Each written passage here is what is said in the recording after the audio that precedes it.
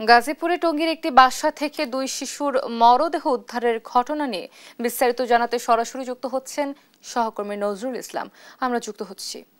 নজরুল, এই বিষয়ে আরো কি তথ্য আছে আপনার কাছে, বিস্তারিত জানাবেন।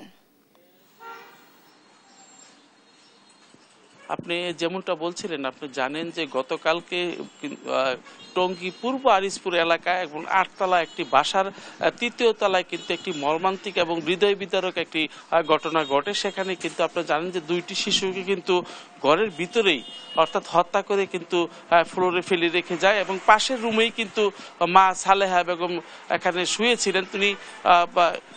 তিনি ঘুমের ওষুধ খেয়ে, অর্থাৎ প্রচণ্ড তার মাথা ব্যথা হয়েছিল, সেই মাথা ব্যথার ওষুধ খেয়ে কিন্তু তিনি ঘুমিয়ে পড়েছিলেন। তিনি তাকে কিছুক্ষণ পরেই কিন্তু দেখতে পারেন যে তাদের নিথর দেহ কিন্তু ফ্লোরের মেঝেতে পড়ে রয়েছে। এইভাবেই কিন্তু আমরা সারাদিন কিন্তু আপনার দুপুরের পর অর্থাৎ 5:15টার দিকে কিন্তু এই ঘটনাটি ঘটে। তারপরে কিন্তু আপনি জানেন যে তার মাকে জিজ্ঞাসাবাদ করার জন্য কিন্তু পুলিশ বাবাকে এবং মাকে দুজনকে কিন্তু আপনার টঙ্গী পূর্ব থানায় নিয়ে যাওয়া হয়। তো সেখান থেকে কিন্তু আপনি জানেন যে তাদের কিন্তু ব্যাপক জিজ্ঞাসাবাদ করা হচ্ছে এবং এর পাশাপাশি আমরা যে সর্বশেষ যেটা জানতে পেরেছি যে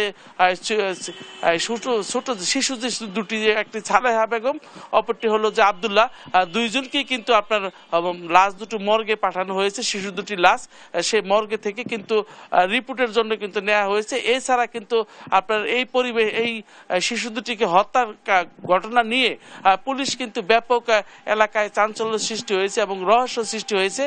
সেটা নিয়ে কিন্তু পুলিশ এখন পর্যন্ত তদন্তের স্বার্থে কিন্তু মুখ না খুললেও কিন্তু মাকে এবং বাবাকে আলাদাভাবে কিন্তু জিজ্ঞাসাবাদ করা হয়েছে।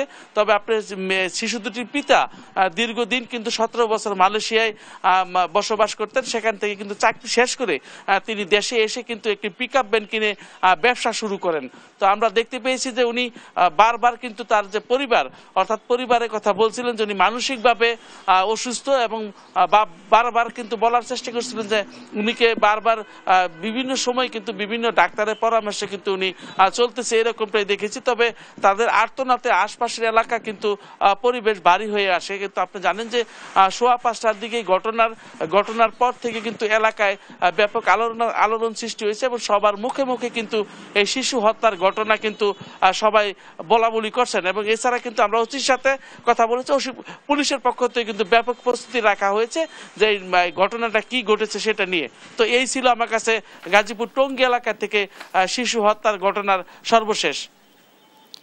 নজরুল, ধন্যবাদ আপনাকে। দর্শক, গাজীপুরের টঙ্গীতে একটি বাসা থেকে দুই শিশুর মরদেহ উদ্ধার করা হয়েছে, সে বিষয়ে সর্বশেষ তথ্য জানাচ্ছিলেন আমাদের সহকর্মী।